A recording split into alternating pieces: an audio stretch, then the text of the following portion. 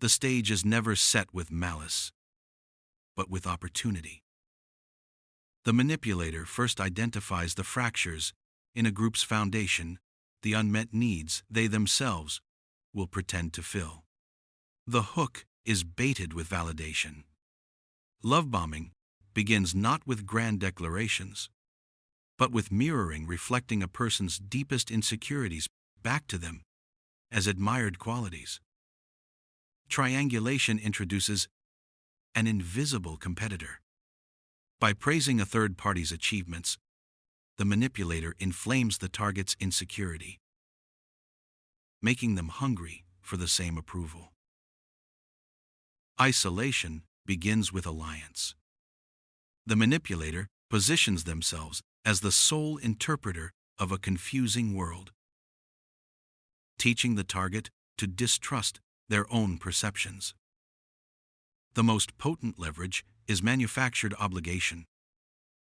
By solving a problem he subtly created, the manipulator indebts the powerful, transforming them from authorities into clients. With targets isolated, the manipulator withdraws, forcing fractured bonds. The resulting void isn't filled by camaraderie, but by competition for the vanished source of validation. The return is a performance of scarcity. By reappearing after an absence, the manipulator focuses all longing onto themselves, making even basic attention feel like a rewarded privilege. Future faking anchors hope to the manipulator's timeline. Vague, glorious promises are offered not as plans, but as rewards for continued compliance and patience. When direct communication is poisoned, targets turn on each other. The manipulators planted seeds of doubt blossom into paranoia, misdirecting anger away from its true source. Authority is co-opted through suggested dependency. The manipulator positions their unique insight as indispensable, transforming the powerful into a figurehead who must consult them for every decision. Boundaries are eroded not by force, but by increments. A series of small, reasonable requests slowly normalizes the unacceptable until the target is performing tasks they once would have found unthinkable. Credibility is borrowed, then stolen. The manipulator uses the target's own achievements as currency, presenting them as collaborative efforts that subtly transfer ownership and dilute individual accomplishment. Reality testing is systematically undermined. When a target's perception contradicts the manipulator's narrative, their experiences are reframed as oversensitivity, confusion, or imagination. Divide and conquer is executed with planted evidence. The manipulator uses one target's coerced actions to betray another, creating a conflict that only they can mediate, thus increasing dependency on all sides. The double bind offers two choices, both serving the manipulator.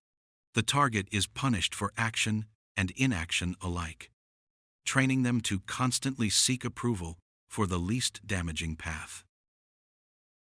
Isolation is completed by monopolizing perception. The target is convinced that the manipulator is the only one who sees their true, special nature, making external opinions seem hostile or ignorant.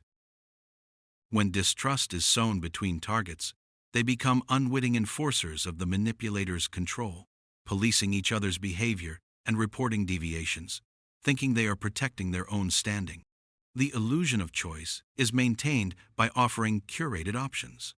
The powerful are given reports that present only outcomes favorable to the manipulator, making their decisions mere formalities.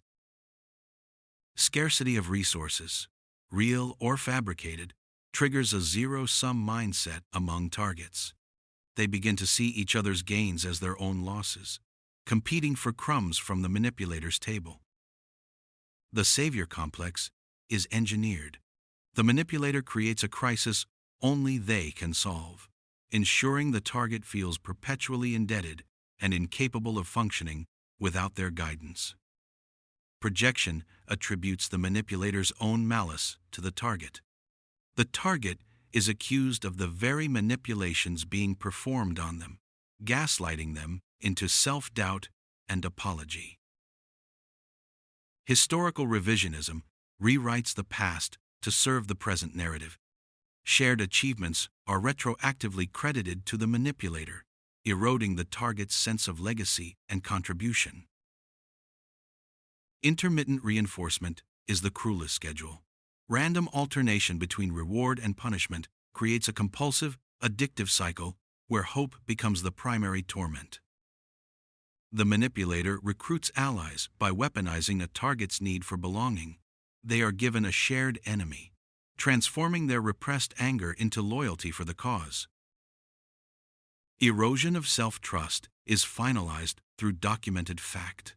When the target's memory is systematically contradicted by official records, they eventually surrender their own reality to the archive. Scapegoating unifies a fractured system. When the manipulator designates one target as the source of all problems, the others bond over shared resentment, ignoring the hand that guides their anger. The final stage of coercion is the illusion of voluntary partnership. The victim is led to believe they are making a free, rational choice when every alternative has been systematically removed or poisoned. The witness sees the system in its totality, but when truth has no audience and no language, it becomes a silent curation of artifacts, a museum of manipulations waiting for someone who dares to look. Coercive escalation tests the limits of compliance. Once baseline obedience is established, the manipulator introduces progressively more unreasonable demands, each normalized by the last. The bond of shared resentment becomes a prison of its own. Isolated from the scapegoat, the allied targets now police each other's loyalty to the manipulator, becoming enforcers of the very system that entraps them. When autonomy is surrendered, the mind seeks new chains. Even in silence, the hollowed-out authority figure may try to impart warnings, but they come as coded, broken messages that no one is left to decipher. The manipulator engineers public tests of loyalty. By forcing a target to choose between their own morals and the manipulator's will in front of an audience, they create irreversible acts of allegiance. When direct perception is forbidden, the mind creates symbolic languages.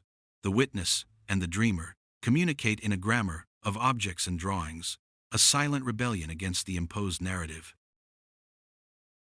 When direct perception is forbidden, the mind creates symbolic languages. The witness and the dreamer communicate in a grammar of objects and drawings, a silent rebellion against the imposed narrative. The consolidation of power requires rituals of endorsement.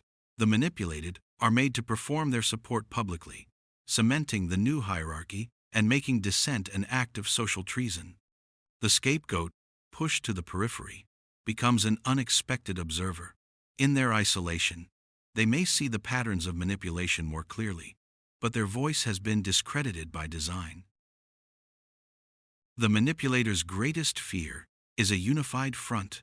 To prevent this, he sows discord even among his most loyal enforcers, ensuring they remain suspicious and dependent on him for mediation. In the end, the hollowed-out authority becomes an archive of regret. Their final act may be to pass on the evidence they no longer have the courage to use, entrusting it to the only one who has remained silent. The grand finale of control is a spectacle of gratitude. The manipulator stages an event where the victims thank him for the chains they now wear, publicly cementing the narrative of their own salvation. Rebellion begins in shared silence. When two isolated pieces of the system recognize their reflection in each other, they form a bond outside the manipulator's design, a circuit he cannot control. The enforcer's crisis occurs when the rules they uphold contradict their core identity. Faced with this dissonance, they must either break their programming or retreat deeper into obedience. The manipulator's greatest fear is unmonitored communication. He constantly audits the emotional ledger, searching for discrepancies between projected devotion and actual sentiment. The manipulator exploits existing fractures to disrupt new alliances. By reactivating old grievances, he can shatter solidarity before it becomes a true threat. The broken authority figure becomes a trap for the rebellious. Their attempts to awaken him may instead trigger programmed responses that betray the very seekers of truth. To control the present, one must curate the past. The witness's testimony is neutralized not by destruction, but by being framed as the imaginative folly of a lonely child. When direct testimony is compromised, the truth migrates to metaphor. The witness communicates through symbolic action, trusting the receptive mind to decode the meaning. The manipulator rewards compliance with increased responsibility for oppression. The enforcer is given ownership of the system's cruelty, making their identity dependent on its maintenance. In total systems, even rejection follows predictable patterns. The scapegoat, seeking absolution, may appeal to the hollow authority, only to receive scripted condemnation that further isolates them. Therapeutic language is weaponized to pathologize resistance. The manipulator frames the target's pain as a symptom of their own brokenness, shifting the focus from systemic abuse to personal healing under his guidance. To reach the enforcer, one must speak the language of his prison. Rebellion must present itself not as emotional appeal, but as an irrefutable flaw in the system's engineering, a problem only he can fix. The hollowed-out authority becomes a relic in his own museum. His final act of defiance is not action, but inaction, a silent refusal to validate the new order, even as he is powerless to stop it. The manipulator isolates dissent, not through confrontation, but through targeted knowledge. By revealing he knows a secret, he paralyzes the rebel with the threat of exposure, not to him, but to their fragile new allies. When words are unsafe, proof must be self-evident. The witness delivers evidence not as an accusation, but as a neutral fact, allowing the enforcer's own logic to indict the system. Paralyzed rebels communicate through missed connections. A glance, an unfinished gesture, an object left in a specific place. These become the semaphore of the helpless, a language of warning when direct speech is fatal. The moment of confrontation is disguised as a request for clarification. The rebel tests the manipulator's narrative against immutable facts, forcing a choice between admitting deceit or escalating the lie. When the system's archive is a weapon, the brave risk becoming the crime they seek to expose. The act of retrieving truth is itself framed as theft, trapping the seeker in a paradox of guilt.